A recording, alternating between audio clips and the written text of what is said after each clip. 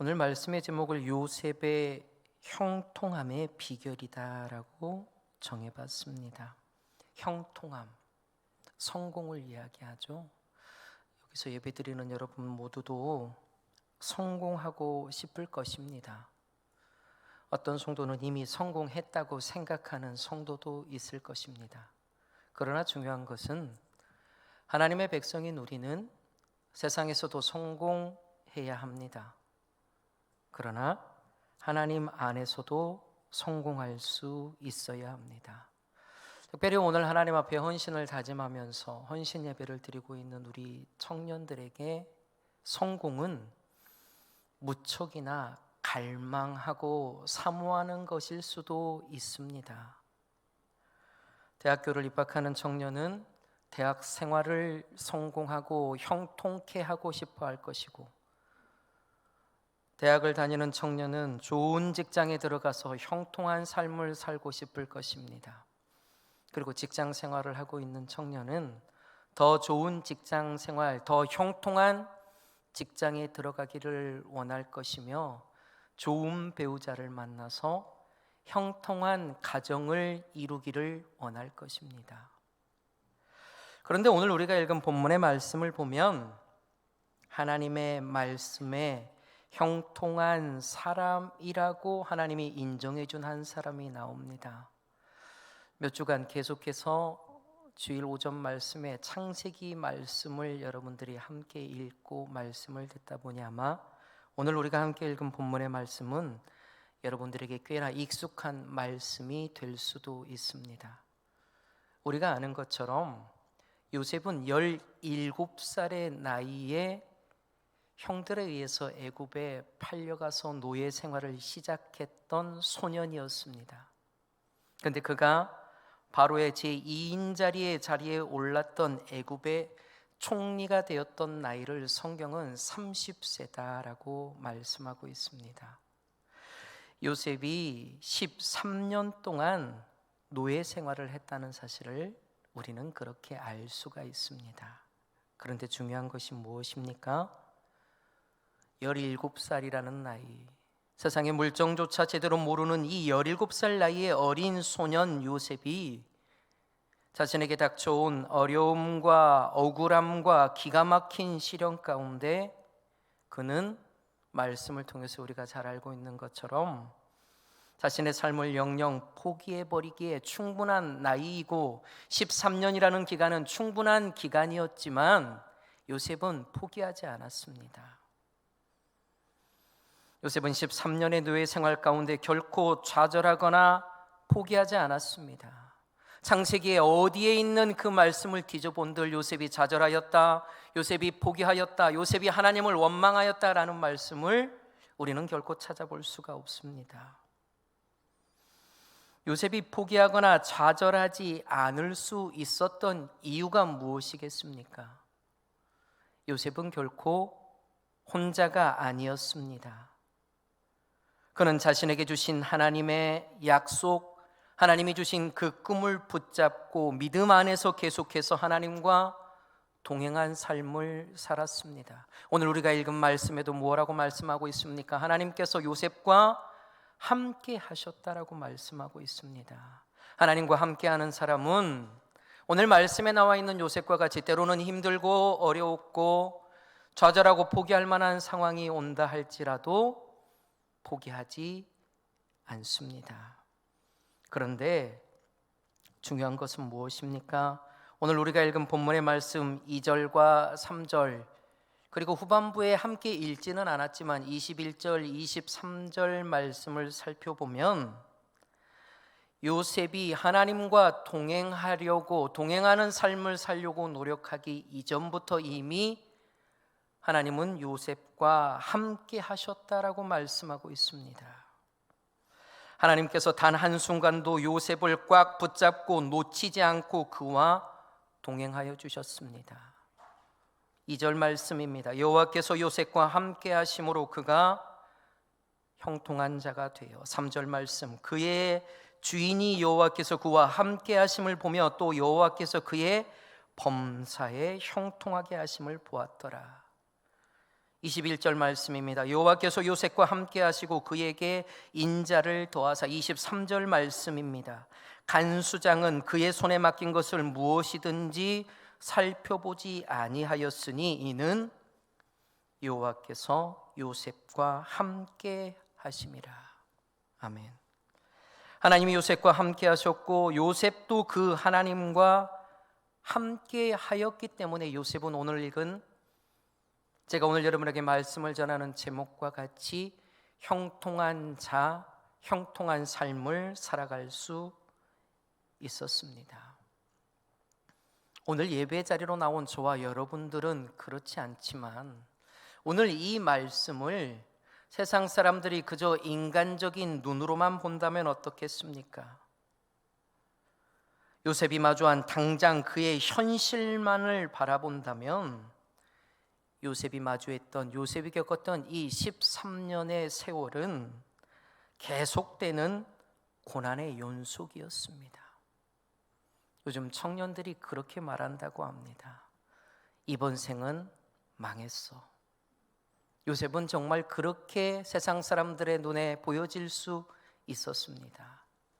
자신의 형제들에 의해 팔림을 당하고 보디발 장군의 집에서 노예 생활을 하고 그것도 모자라서 그의 아내의 음모 가운데 지하 감옥에 갇히는 삶을 누가 형통한 삶이라고 말할 수 있겠습니까? 그러나 중요한 것은 오늘 우리가 읽은 본문의 말씀을 보면 우리가 알고 있는 요셉의 삶을 보면 어떻습니까? 요셉은 오히려 모든 주변 사람들이 인정할 정도로 영육간에 강건한 삶을 살았습니다. 평안한 삶을 살았습니다. 축복의 삶을 누리며 살았습니다. 그래서 우리는 알고 있습니다. 요셉이 노예 생활을 하였던 그 13년간의 세월은 하나님이 요셉을 향해 계획하셨던 그 꿈을 이루기 위한 준비 기간이었다는 것을 말입니다. 저는 오늘 말씀을 통해서 여러분에게 요셉이 형통한 삶을 살 수 있었던 비결이 무엇인지, 그가 어떻게 형통한 자가 되었는지에 대해서 말씀을 통해서 하나님이 주시는 은혜를 함께 나누려고 합니다. 첫 번째로 요셉은 믿음의 눈으로 하나님을 바라보았던 사람입니다. 믿음의 눈으로 하나님을 바라보았기에 자신의 삶 또한 믿음의 눈으로 바라볼 수 있었습니다. 우리가 잘 아는 것처럼 요셉은 형들에 의해서 상인에게 노예로 팔려갈 그때에도 바로의 친위대장 보디발 장군의 집에 팔려서 억울한 누명으로 감옥 생활을 할 때에도 좌절하지 않았습니다. 보디발 아내에 의해서 어두컴컴한 지하 감옥에서 바로 곁에 있던 고위 관리들의 꿈을 해석하고 당신들이 나가면 제가 이 꿈을 해석했다는 것을 기억해 주십시오라고 얘기했지만 42장 이후의 말씀을 보면 어떻습니까? 그들은 요셉을 기억하지 못합니다. 그러나 요셉은 단 한마디의 원망도 불평도 좌절도 포기도 하지 않았습니다. 왜 그렇습니까? 자신과 함께 하시는 하나님을 믿음의 눈으로 바라보았기 때문입니다. 자신과 함께 하시는 하나님을 믿음의 눈으로 바라볼 때 하나님은 우리의 눈을 하나님의 눈으로 바꿔주십니다. 다시 말해서 요셉은 하나님을 믿음의 눈으로 바라보고 자기 자신의 삶 또한 하나님의 눈으로 바라볼 수 있었습니다. 이렇게 하나님을 믿음의 눈으로 보고 자신의 삶을 하나님이 주신 믿음의 눈으로 바라볼 때 요셉이 얻은 결과가 무엇입니까? 오늘 본문 5절의 말씀입니다. 그가 요셉에게 자기 집과 그의 모든 소유물을 주관하게 한 때부터 여호와께서 요셉을 위하여 그 애굽 사람의 집에 복을 내리심으로 여호와의 복이 그의 집과 밭에 있는 모든 소유에 미친지라. 하나님은 요셉과 동행하였을 뿐만이 아니었습니다. 요셉을 통해서 요셉 개인과 요셉이 하는 일과 그리고 그와 관계된 모든 자들에게 복을 내려주셨습니다. 중요한 사실은 이 요셉에게 내려준 복을 하나님을 알고 하나님을 믿고 믿음의 눈으로 하나님을 바라보았던 요셉만 보았다는 것이 결코 아닙니다. 결코 하나님을 믿는 사람들에게만 보여줬던 주관적인 축복이 아니었습니다. 오늘 5절의 말씀에 보면 요셉의 주인인 보디발도 요셉과 함께하며 하나님을 통한 축복을 바라보며 체험할 수 있었습니다. 오늘 본문 말씀에 나와 있지 않지만 21절 말씀을 보면 어떻습니까? 그가 갇혔던 감옥의 죄수들을 관리하는 간수장이들도 그 축복을 눈으로 확인할 수 있었습니다. 믿음의 눈으로 하나님을 바라보는 성도, 믿음의 눈으로 하나님을 바라보는 청년, 그리고 내 자신의 삶을 하나님의 믿음의 눈으로 바라보는 청년들에게 주시는 축복입니다. 인간의 눈으로 당장 우리의 현실만을 바라보면 노예로 비천한 삶을 살았던 요셉, 억울한 누명을 통해서 감옥의 죄수까지 되어버린 요셉의 그 모습만 인간의 눈에 보여지게 됩니다. 그러나 아무리 힘들고 어려운 환경 가운데서도 믿음의 눈을 들어서 하나님을 바라볼 때 어려운 환경 가운데도 우리를 형통하게 하시는 그 하나님을 경험할 수 있습니다. 오늘 헌신을 다짐하는 청년들의 삶이 어떻습니까? 괜찮은 척 예배를 드리고 있을 수도 있습니다. 그러나 저들의 가슴 안에는 불안함이 참 많습니다. 이제 대학을 입학했는데 대학 생활을 잘 마칠 수 있을까? 남자 청년들은 그렇잖아요. 중간에 학업을 휴학하고 군대도 갔다 와야 되는데, 군대 갔다 오면 좋은 직장도 들어가야 되는데, 직장에 들어가고 나면 좋은 배우자를 만나서 결혼을 해야 되는데, 내가 하는 선택이, 내가 지금 살아가고 있는 이 삶이 과연 성공을 향해서 다가가는 삶인지 끝없이 불안함을 느끼면서 살아가는 것이 사실입니다. 그러나 중요한 것은 믿음의 눈으로 자기 자신을 바라볼 수 있어야 합니다. 우리가 살아가는 이 세상은 물질이 많아야 성공한 것이다라고 말합니다. 높은 지위에 올라야 형통한 삶을 사는 것이다라고 우리에게 말합니다. 믿음의 눈이 아닌 인간의 눈으로 자신을 바라보고 세상의 기준과 가치로만 자신을 바라보면 한없이 불안할 수밖에 없습니다. 오늘 본문 말씀에 나와 있는 요셉의 삶을 인간의 눈으로 보는 것처럼 나는 안 돼, 나는 망했어, 나는 이번 내 생은 망했다라는 고백이 생각이 들 수밖에 없습니다. 그러나 믿음의 눈을 들어서 하나님을 바라볼 수 있어야 합니다. 지금 당장의 내 모습이 내가 보기에 불안해 보일 수도 있지만 중요한 것은 요셉과 같이 우리 청년들 한 사람 한 사람을 통해서 이루실 하나님의 분명한 꿈이 있습니다. 그 꿈을 바라보면서 믿음으로 하나님을 바라보면서 믿음의 눈으로 하나님의 눈으로 내 자신을 바라보면서 한 걸음 한 걸음 걸음을 내디딜 수 있어야 합니다. 올 한 해 우리의 삶 가운데 함께 하시는 하나님을 믿음의 눈으로 바라볼 수 있기를 바랍니다. 함께 예배드리는 초대교회 성도님들 또한 힘들고 어려울 때마다 나의 눈으로 나를 바라보는 것이 아니라 오늘 말씀에 나와 있는 요셉과 같이 나를 위한 하나님의 분명한 계획이 있을 거야. 잠시 잠깐 어려운 상황 가운데 놓인다 할지라도 요셉과 같이 이 일을 통해서도 분명한 하나님의 계획과 뜻이 있을 거야 라는 믿음의 고백을 요셉과 같이 할 수 있기를 바랍니다. 그럴 때 우리의 삶은 어떻습니까? 오늘 말씀에 나와 있는 5절의 요셉의 삶과 같이 나만 형통한 삶을 살아가는 것이 아니라 나 때문에 내 가정이 형통하고 나 때문에 초대교회가 형통하고 나 때문에 하나님을 알지 못하는 내 이웃의 모든 사람들이 형통한 삶을 살아갈 수 있는 축복의 전달자가 될 수 있을 줄 믿습니다.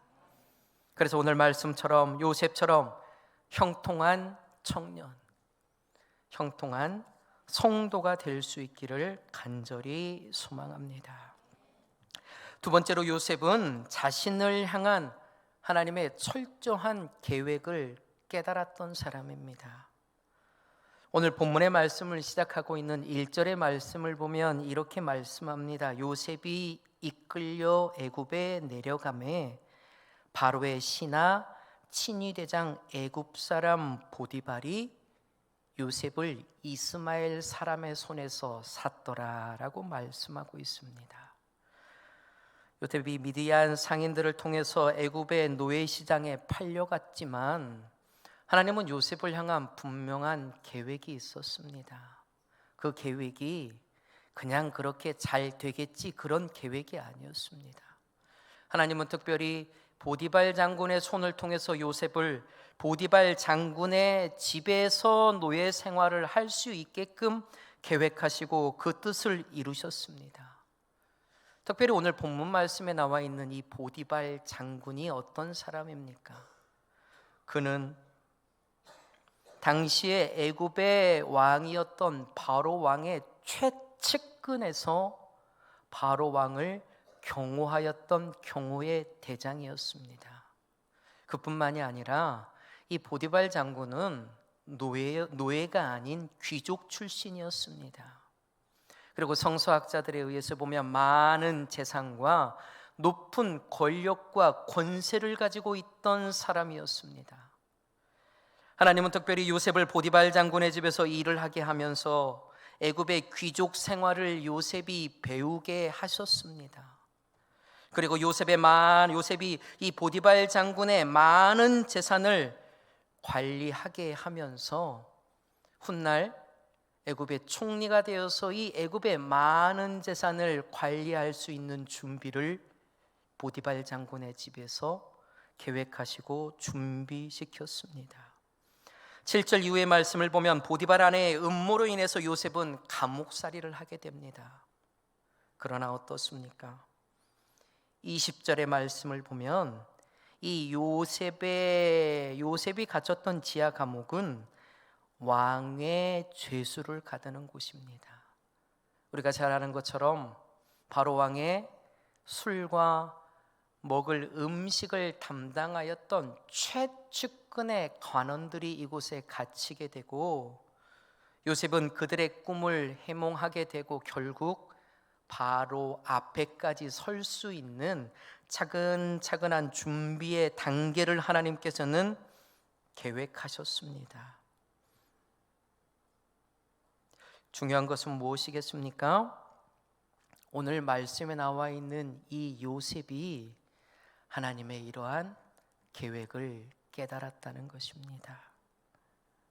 요셉이 하나님의 그 계획을 알고 깨닫고 그 요셉은 어떻습니까? 애굽의 2인자 총리가 되어서도 결코 나의 꿈이 이루어졌다라고 교만하지 않고 내 뜻, 내 생각대로 살지 않았습니다.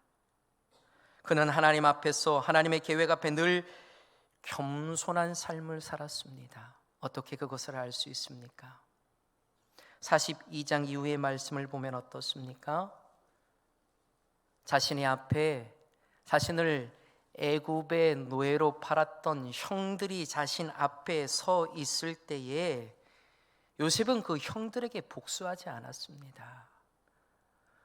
저들은 나를 종으로 판 사람들이다 하고 그의 신하들을 시켜서 자신의 형제들을 감옥에 가두며 복수를 할 수도 있었지만 요셉은 그렇게 내가 하고 싶은 대로 내 뜻대로 하지 않았다는 것입니다. 오늘 오전에 읽었던 설교 말씀에 나와 있는 본문처럼 어떻습니까? 그는 여러 번의 테스트를 통해서 형들을 더 성숙한 믿음을 갖게 합니다. 그리고 그들 스스로의 입술을 통해서 자신들이 동생과 하나님 앞에 범죄하였다라는 회개의 고백을 하게 만듭니다. 그리고 거기서 끝나는 것이 아니라 형들과 가족 모두를 애굽의 고센 땅으로 인도하면서 가족 모두를 구원시킵니다. 그리고 이미 몇백 년 전에 하나님께서 모세를 통해서 약속하셨던 이스라엘 백성들을 향한 하나님의 계획을 이루는 그 귀한 도구로서의 삶을 요셉은 살아갑니다. 13년 동안 아무도 모르는 이방 땅에서 힘든 노예 생활을 하게 한 형들에게 원수를 갚을 만도 한데 요셉은 그렇지 않았습니다. 요셉은 하나님 앞에 총리가 돼서도 겸손히 기도했습니다. 하나님의 뜻을, 하나님의 계획을 깨달았습니다. 그래서 내 뜻보다 하나님의 뜻을 더 중요하게 여기며 날마다 겸손하게 하나님의 뜻을 구하면서 살았던 그의 삶을 창세기의 말씀은 우리에게 말씀하고 있습니다.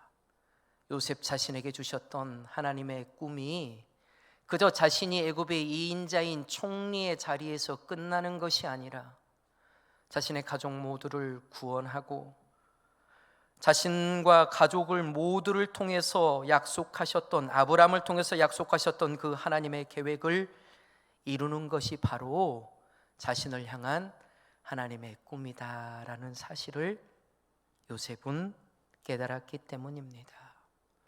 만약 오늘 본문 말씀에 나와 있는 요셉이 자신의 뜻대로 형들에게 원수를 갚고 애굽의 총리의 자리에서 그의 삶이 끝났다면 어떻습니까? 그는 자신의 가족들에게나 자신의 민족에게 그리고 애굽 사람에게 노예가 총리가 되었다라는 인정만 받고 그저 그 사람들에게만 형통한 사람으로 기억되고 인정받았을 수도 있습니다.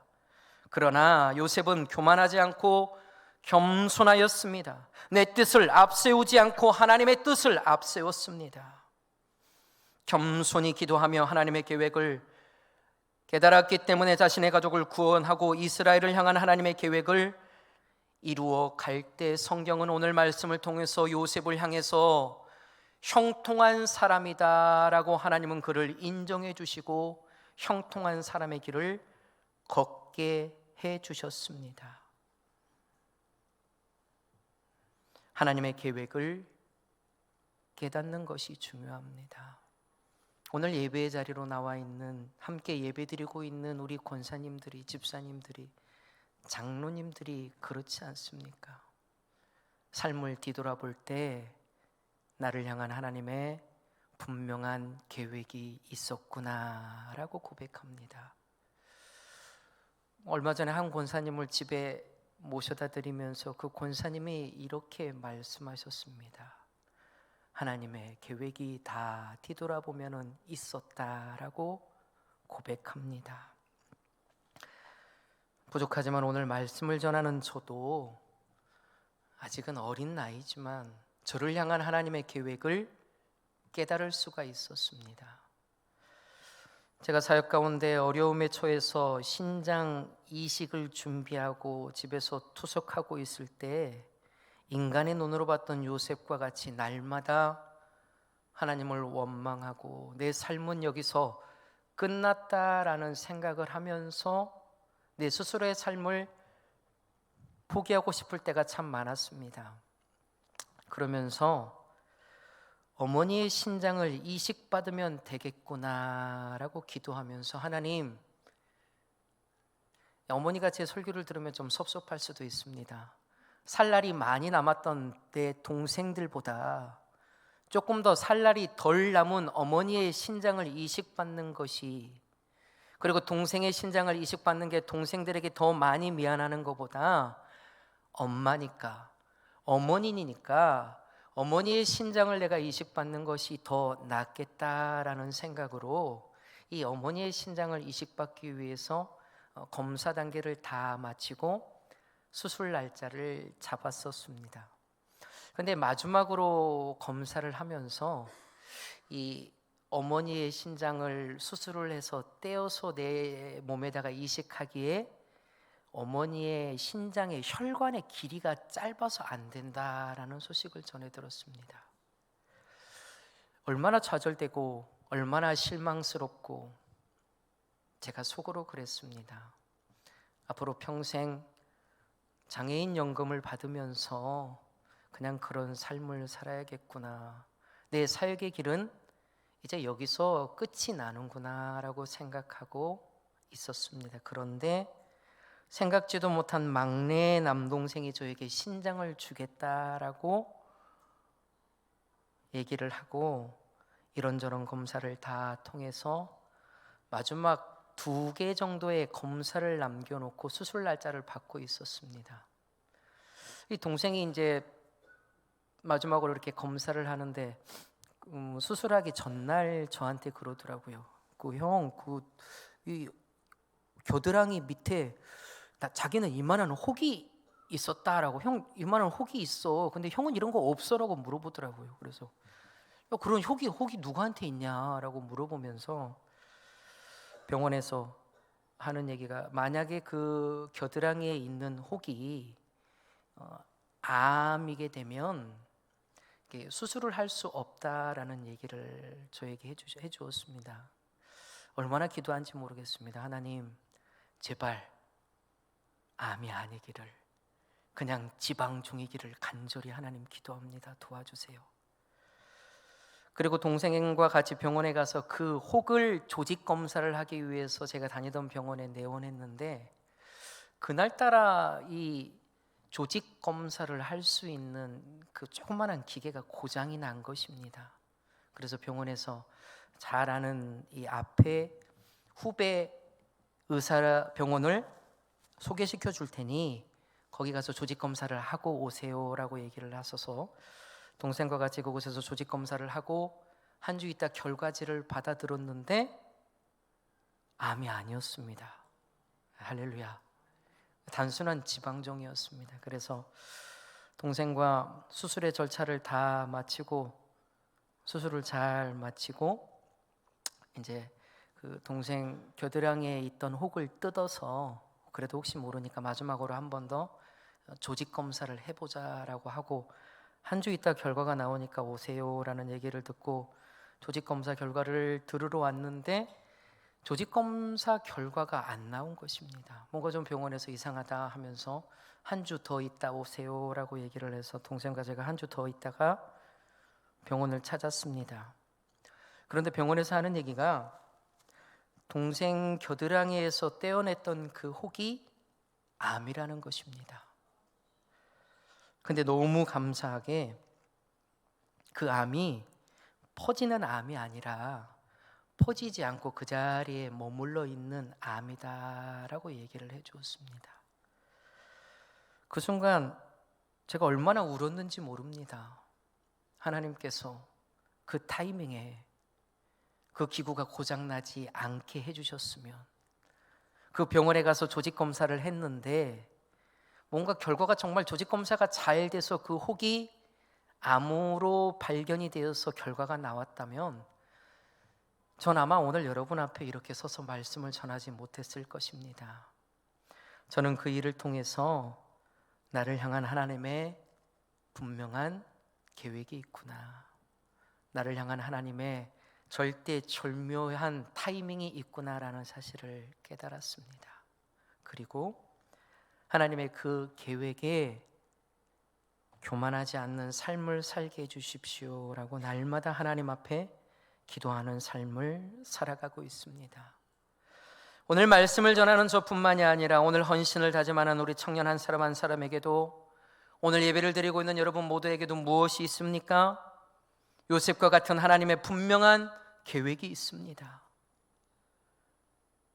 우리는 하나님의 그 계획 안에 살아가는 하나님의 백성들입니다. 오늘 우리도 요셉처럼 하나님의 그 계획 앞에 겸손할 수 있어야 합니다. 하나님의 계획을 깨닫는 청년, 하나님의 계획을 깨닫는 성도가 될 수 있어야 합니다.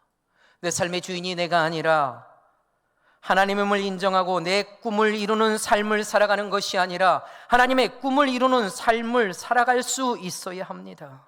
겸손히 하나님 앞에 날마다 기도하며 지난 삶 가운데 베푸신 그 하나님의 은혜의 손길을 기억하며 우리의 삶 가운데 하나님을 분명한 계획이 있다는 사실을 깨달을 수 있어야 합니다. 오늘 말씀을 통해서 우리의 삶 가운데 늘 내 뜻보다 하나님의 뜻을 앞세우는 삶을 살아갈 수 있기를 바랍니다.